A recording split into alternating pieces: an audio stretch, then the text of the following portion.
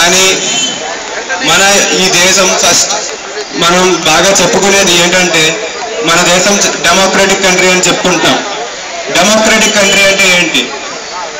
మన కాన్స్టిట్యూషన్లో మన preamble of the people, by the people and for the people అని మనమే రచించుకున్నాం. కానీ ఈ రోజున అది జరుగుతుందా? మన రూల్స్ మనం రాసుకుంటున్నామా? మనకు కావాల్సింది మనకు దక్కుతుందా? లేదు. అలాంటిది ఈ గవర్నమెంట్ మన దేశం బాగుపడాలంటే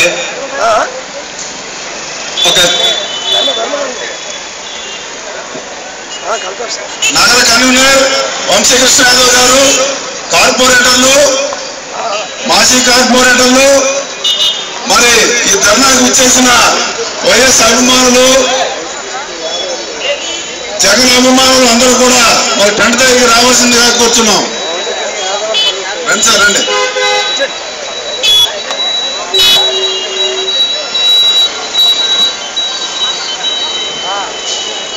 మన దేశం బాగుపడాలంటే మన స్టూడెంట్స్ పవర్ ఎంతో ముఖ్యమైన.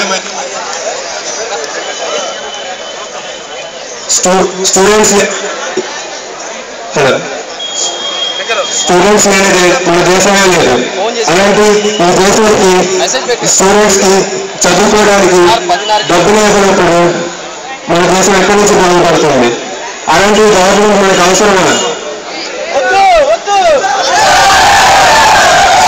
అలాంటి గవర్నమెంట్ మార్చాలి.